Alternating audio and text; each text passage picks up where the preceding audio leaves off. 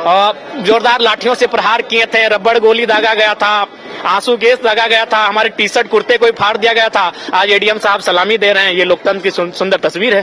आस्था का केंद्र होता है मस्जिद, चर्च, गुरुद्वारा, गिरजाघर, ये आस्था के केंद्र होते हैं। सदन लाखों करोड़ों किसानों युवाओं की आस्था का केंद्र है। लाचार बेबस मजलूम लोग इस सदन की ओर इस दृष्टि से देखते हैं कि वहां जब कोई नियम बनेगा तो मेरे लिए सुरक्षा कवच बनने का कार्य होगा। तो इसीलिए मेरा मानना है, ये मेरे विचार है, ये हो सके बाकी अन्य लोगों के भी विचार हो सकते हैं। और इस देश के 5वें प्रधानमंत्री चौधरी चरण सिंह का भी एक कथन था कि देश के किसानों एक नजर रखना खेत खलिहान पे और दूसरी नजर रखना लाल किला के मचान पे। लाल किला के मचान का अर्थ है हाउस से, चाहे वो पार्लियामेंट का हाउस हो या असेंबली का हाउस हो।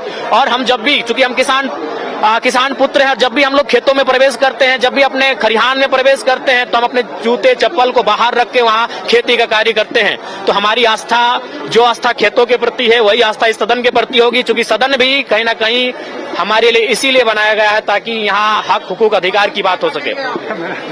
जी, फसल तो उन्नति का होगा, फसल नए झारखंड का होगा, फसल स्थानीय नीति का होगा, फसल युवाओं के रोजगार का होगा।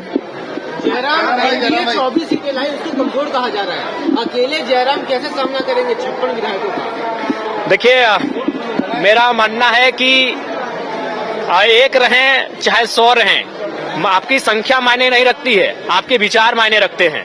तो जब मैं अपने तर्कों को यहाँ प्रस्तुत करूंगा, वो तर्क तमाम आपके चैनल के माध्यम से पूरे राज्यवासी देखेंगे, तो उनवे तय करेंगे कि जयराम महतो अकेला अपने जो बातों को रख रहा है वो 56 पे भारी पड़ रहा है या फिर 56 उन पे भारी पड़ रहे हैं, वो राज्यवासी तय करेंगे। आपके अलावा 80 विधायकों में बेहतर कौन लगता है आपको? देखिए, अभी ये मेरा पहला दिन है। जब मैं उनके साथ बैठूंगा, मिलूंगा, उनके व्यवहार का आकलन करूंगा, उसके बाद इस निष्कर्ष पे मैं पहुंचकर बात करूंगा।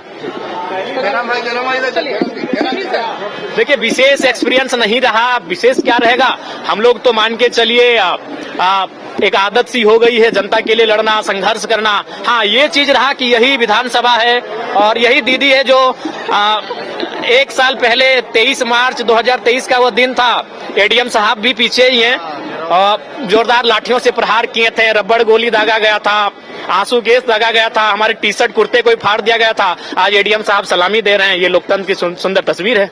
चलिए, एक मिनट, अब जयराम सिर्फ सलामी पाने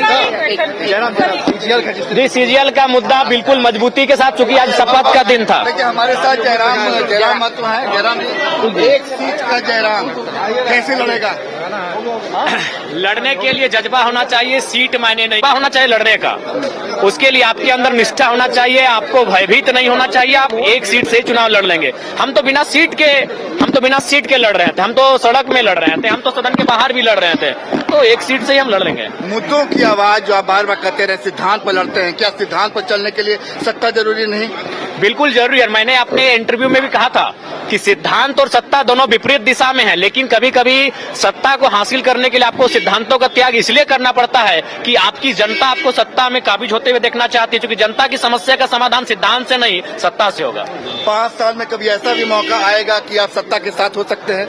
देखिए, ये तो सरकार की कार्यशैली पे निर्भर करता है, और हमारी जनता जो 12 लाख जनता और उसके बाद जो झारखंड की जनता है, उनके प्रति जो सरकार का रवैया रहेगा, उस रवैये पे निर्भर करता है। हाँ जी, सपने हकीकत होते हैं।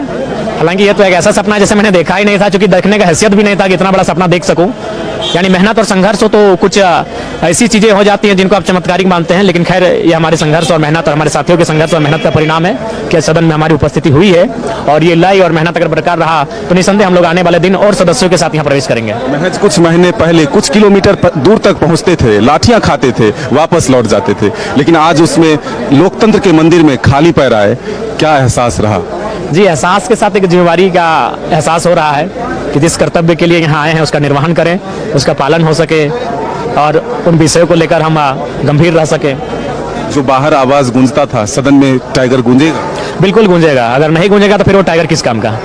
क्या विषय होगा जिसको आप सदन के भीतर सबसे पहले जी अभी फिलहाल सीजीएल को लेकर काफी छात्र हतोत्साहित हैं, तो उस विषय पर हमारी बात होगी।